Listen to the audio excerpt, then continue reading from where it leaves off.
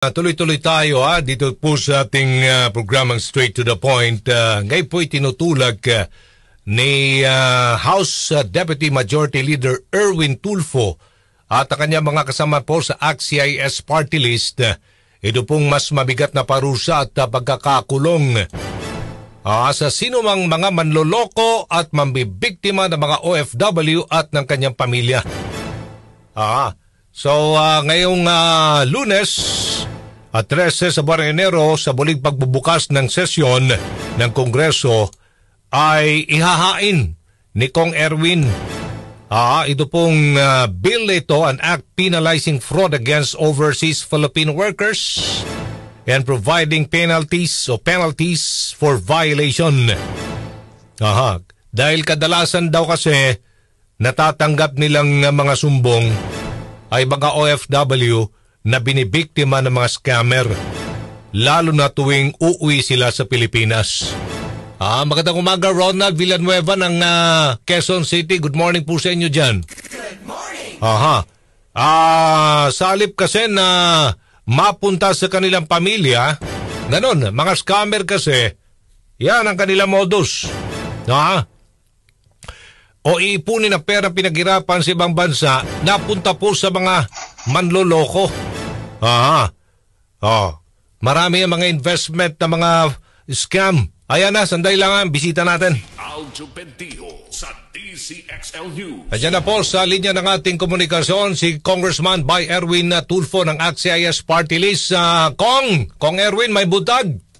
Ay, may buntag, by Aljo, may buntag sa tanan na naminaw sa programa mo. Good morning. Opo, Kong, ano itong itinutulak mong batas na may mabigat na parusa at pagkakakulong pa sa sinumang manloloko at mambibiktima ng mga OFW at ng kanyang pamilya? Alam mo, ang laging target ng mga scammer ng mga manloloko, mga OFW. Kasi nga ay nasa ibang bansa, hindi kagad sila mahabol. With this House bill, ay tutuldukan na natin yung panluloko at kasama na yung kanilang mga pamilya na niloloko, ay kailangan na talagang matuldukan yan. This has to end, by Aljo. Kasi halos araw-araw pag pumunta ako sa office ko, mayroong OFW or pamilya niya, tatay niya, nanay niya, asawa niya, umiiyak na scam sa mga investment o di kaya na scam sa pabahay na pinupundar ng OFW, yung pala wala namang bahay. So, itong parusa na ito, may kahalintulad na batas by Aljo sa lahat. Actually, IRR na lang ang inaantay. The same, pero medyo mas magaan ang parusa noon, parang 5 million, tapos 12 years to 20 years imprisonment. Lahat, kung ordinaryong Pilipino ang niloko mo. Pero, ang ginawa natin, hiniwalay lang natin itong OFW. Pag OFW ang niloko mo, mas mabigat na parusa. 20 years to life imprisonment and fine of, pag individual ang nanloko sa OFW, 10 million. Pag kumpanya, kasi maraming ganyan mga bay Aljo, invest ko na sa mga housing, 20 million. Ganon din, pero damay lahat. Pati yung presidente ng kumpanya ay damay, may kulong na 20 to life imprisonment by Aljo. Para this will send a strong message sa lahat ng mga planong manloko sa OFW. Huwag ninyong lokohin yan dahil yan ang bumubuhay sa ekonomiya natin ngayon. Otherwise, kung wala itong OFW, kahit sino tanungin mo, hindi lulutang ang ating ekonomiya. Baka sisinghap-singhap na nga, alisin mo pa yung mga remittances na yan, tuluyan ng lulugmok ang ating ekonomiya, by Aljo. Saan po sila pwede mag-report o magsumbong, Kong? Wala pa, by Aljo. Ito okay. Ay panukalang batas na didinggin ito ng Kongreso. File namin ngayong umaga para magkaroon ng first reading, second reading, third reading. Pero for now, meron naman tayong pwede sila mag-report sa mga NBI, yung sa mga cybercrime, kung sila ay naloko sa pamagitan ng mga online, o pwede silang lumapit sa PNP, pwede rin sila lumapit dito sa ACT-CIS para matulungan natin by Aljo makasuhan. Pero ngayon kasi parang ordinary na estafa lang yan yung mga estafa medyo mahina, walang pangil. Kaya nga lalagyan natin ng pangil na yung batas. Pag OFW niloko mo, 10 to 20 million ang penalty. Tapos 20 to life imprisonment ang aabutin mo. Tapos bukod pa yan, doon sa ibabalik mo yung pera na niloko mo o ginancho mo sa kanya.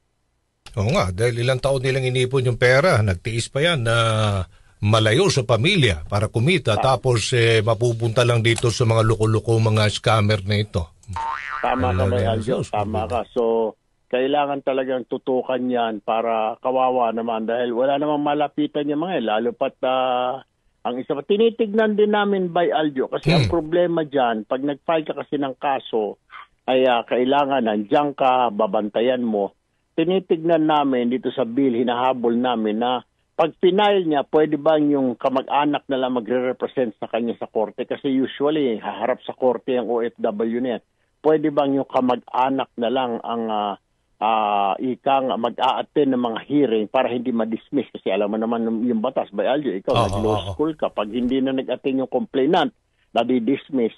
Tinitignan namin kung saan namin isisingit doon na people of the Philippines ang mga kalaban. For example, scammer versus people of the Philippines. Yun na yun. People of the Philippines ang kalaban mo.